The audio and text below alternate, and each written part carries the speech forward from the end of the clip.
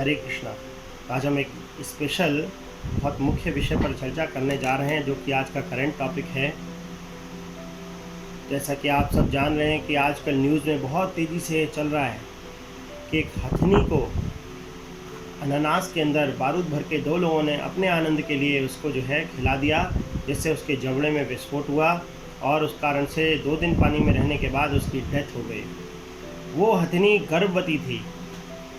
तो आज का जो विषय है वो हमारा है कि असली कातिल कौन, असली गुनाहगार कौन है। क्या वाकई में वो हथनी जो इंसानों पर भरोसा करके भूख के कारण जंगल से निकल कर के आई थी, कुछ खाने को मिल जाएगा, या वो इंसान, वो 2 लोग जिन्होंने अपने आनंद के लिए उसको जो है पटाखे में अनानास में पटाखा भर के दे दिए, जिससे कि उसकी डेथ हो गई। कौन है असली गुनाहगार? तो वाकई में असली गुनाहगार है हमारा समाज, हमारा लालन पालन, जिन्होंने हमें कभी सिखाया ही नहीं। आजकल के जो स्कूल कॉलेजेस हैं वो हमें क्या सिखाते हैं कि कैसे अपना पेट भरा जाए, कैसे पैसे कमाए जाएं, इसके लिए सारी शिक्षा दीक्षा चल रही है। लेकिन वाकई में शिक्षा का मतलब ये नहीं होता है। जो हमारे धर्म के 4 पिलर हैं वो आज पूर्ण रूप से ख़त्म हो चुके हैं, टूट चुके हैं। पहला है मर्सी, करुणा। दूसरा है ट्रुथफुलनेस, सत्यता। तीसरा है क्लीनलीनेस, स्वच्छता। और चौथा है ऑस्टेरिटी, तपस्या। ये चारों धीरे धीरे ख़त्म हो गए हैं और हैं भी तो बहुत थोड़े मात्रा में बचे हैं। क्या इसके पीछे रीज़न है? हमें हमेशा रूट कॉज पे जाना चाहिए, जड़ में जाना चाहिए। उन लोगों ने ऐसा क्या किया, क्यों किया, इसके पीछे क्या कारण था। तो हमारा इसका जड़ क्या है? जड़ है वाकई में कि जो हमारी भारतीय संस्कृति थी, जो हमारी शिक्षा थी, वो आधारित थी किस पर? कैसे दूसरों के प्रति प्रेम जागृत किया जाए, कैसे भगवान के प्रति प्रेम जागृत किया जाए, और वो एक्सपेंड होकर के सभी जीवात्माओं के प्रति आता था। लेकिन आज वो ख़त्म हो चुका है। आज वो शिक्षा ही नहीं है। वाकई में मंदिरों का कार्य ही यही था। आजकल कई लोग आवाज़ उठाते हैं कि मंदिरों का क्या लाभ है, मंदिरों का क्या लाभ है, क्यों हम इतना पैसा खर्च कर रहे हैं यहाँ पर, क्यों हम डोनेशन दें, क्यों हम इतने बड़े बड़े मंदिर बनाएं। पर वाकई में मंदिर जो है ये एजुकेशनल सेंटर्स हुआ करते थे, जिसको ब्रिटिशर्स ने अपने राज्य के समय पूर्ण रूप से ख़त्म कर दिया। गुरुकुल हुआ करते थे, वो पढ़ाई के सिस्टम को ख़त्म कर दिया। आज भी ब्रिटिश में मैकाले का वो लेटर अवेलेबल है, जिसमें उसने लिखा था कि इन भारतीयों को जीतना बहुत ही कठिन है। क्यों? उसने उस लेटर में लिखा है क्योंकि इनका जो संस्कृति है वो बहुत स्ट्रांग है और इनकी संस्कृति इनके गुरुकुल में सिखाई जाती है। जब तक ये गुरुकुल सिस्टम ख़त्म नहीं होगा, इनकी पढ़ाई को हम चेंज नहीं करेंगे, तब तक हम इनको नहीं जीत पाएंगे। इस कारण से ये कॉन्वेंट स्कूल्स यहाँ पर आए, इंग्लिश मीडियम स्कूल्स यहाँ पर आए और इन्होंने सब कुछ तहस नहस कर दिया हमारी संस्कृति को। तो ये जड़ है। आज हमारे मंदिर अभाग्यवश जो उनको देना चाहिए वो नहीं देते हैं। उनका भी लालन पालन ऐसा ही हुआ है, वहाँ के जो पुजारीज हैं, कि बस कैसे अपना पेट भरा जाए। somehow others, ये हमारा सौभाग्य है कि आज भी इस्कॉन के अंदर ये सब शिक्षाएं दी जाती हैं और यहाँ पर ट्रेनिंग मिलती है, यहाँ पर कंसेप्ट दिए जाते हैं। तो जैसा उन्हें, इन लोगों को बचपन में कंसेप्ट दिया गया, वैसा ही इनका परसेप्शन है।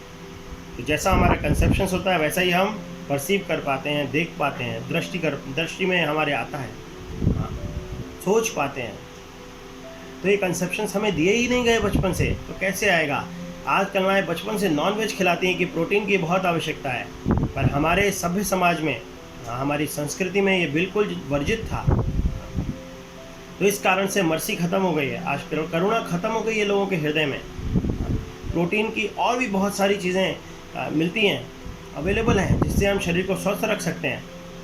इवन इट इज़ सेड, आजकल कोरोना वायरस का चल रहा है जो प्रॉब्लम्स इस दुनिया में, नॉन वेजिटेरियन लोग हैं उसको सबसे ज़्यादा कैप्चर कर रहा है, क्योंकि उनका इम्यून सिस्टम इतना स्ट्रांग नहीं होता है। तो कहने का मतलब है कि जो जड़ है वो है हमारी ट्रेनिंग। हमारी ट्रेनिंग कभी हुई ही नहीं है इस तरह से।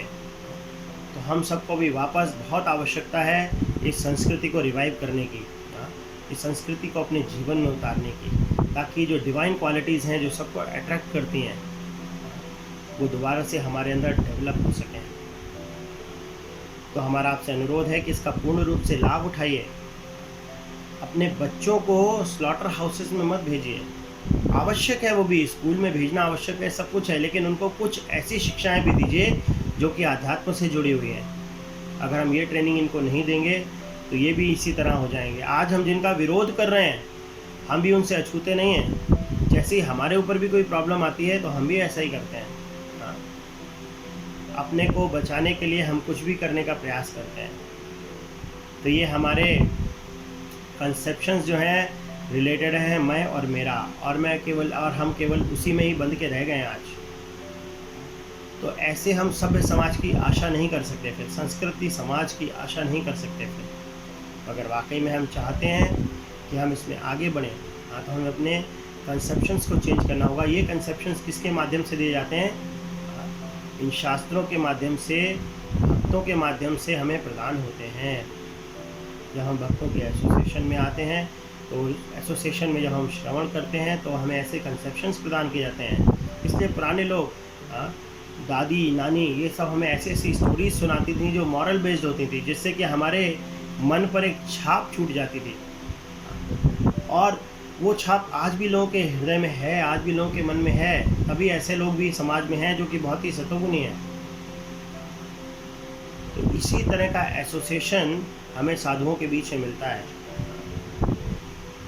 तो हमें इस कंसेप्शंस को अपने चेंज करना होगा। अभी भी समय है, ज़रूरी नहीं है कि बचपन में ये दिए जाएं। कभी भी किसी सी भी उम्र में आप इसको प्राप्त कर सकते हैं, कभी भी इसको चेंज कर सकते हैं। तो जैसा हमारे अंदर कंसेप्शन होंगे वैसे ही हमारा परसेप्शन होगा। जैसे कि मान लीजिए कि अभी हम कोई एसोसिएशन में बैठे हैं, किसी भक्त के साथ 5-7 लोग बैठे हैं, तो हमारा पर्पस क्या होता है कि किस तरह से भगवान का गुणगान करें, भगवान की प्रसन्नता के लिए। इसलिए हम उन भगवान का गुणगान करते हैं। लेकिन अगर उन्हीं के बीच में अचानक कोई शेर आ जाए तो क्या वो भी ऐसा ही सोचेगा? नहीं, वो क्या सोचेगा, उसका कंसेप्शन क्या है कि मुझे भूख लगी है और ये सब मेरे क्या है, भोजन है। तो वैसे ही परसीव करेगा हमें, वो हमें साधु के रूप में नहीं देखेगा। उसी तरह से जब ये भक्त लोग हमें जैसा कंसेप्शन देते हैं, हम वैसा ही परसेप्शन हमारा डेवलप हो जाता है। और अगर करुणा के बहुत सारे एग्जाम्पल हैं हमारे समाज में, जैसे कि हमारे फाउंडर आचार्य शिला प्रभुपाद एक बार बैठ करके जप कर रहे थे, अचानक एक छोटा सा कीड़ा रेंगता हुआ आया। तो प्रभुपाद की नज़र उस पर पड़ गई। प्रभुपाद जी ने क्या किया, एक पत्ते को उसके आगे रखा तो वो कीड़ा उस पर चढ़ गया और उसको जाकर के बाहर घास में, हरी हरी घास में छोड़ करके आए।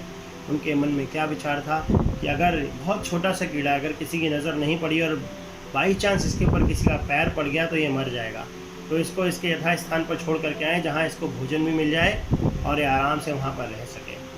हाँ, इसी तरह से श्री चैतन्य महाप्रभु जब झारखंड के जंगलों से जा रहे थे हरिनाम करते हुए, इतना कंपैशन आया उनको इन जंगली जानवरों के ऊपर, तो उनको भी हरिनाम दे रहे हैं, तो वो भी डांस कर रहे हैं। प्रेम आपस में उन्होंने डेवलप कर लिया उन्होंने। तो इस तरह से जानवरों में और मनुष्यों में बहुत सारे रेसिप्रोकेशन देखे गए हैं। अभी आप अगर यूट्यूब पे सर्च आउट करेंगे, देखेंगे, तो आप ये भी देखेंगे कि एक बार एक हथनी ने जो है डूबते हुए व्यक्ति की जान बचाई, और फिर कैसे उसको चाट रही है, उसको प्रेम कर रही है। तो इस तरह से इन जानवरों के अंदर भी जो है भाव होते हैं। ये मत समझिए कि इनमें आत्मा नहीं है, इनके अंदर भी सेम भाव होते हैं। ये भी लव करना जानते हैं, तो इनसे लव करिए, इनसे प्रेम करिए। लेकिन ये कंसेप्शंस कहाँ से मिलेंगे? जो हमें इस तरह की ट्रेनिंग मिलेगी। और ट्रेनिंग के लिए हमें आपको आना पड़ेगा कहाँ पर? हमारे मंदिरों में, और वहाँ पर साधु संग प्राप्त करना पड़ेगा, तब ये ट्रेनिंग दी जाएंगी।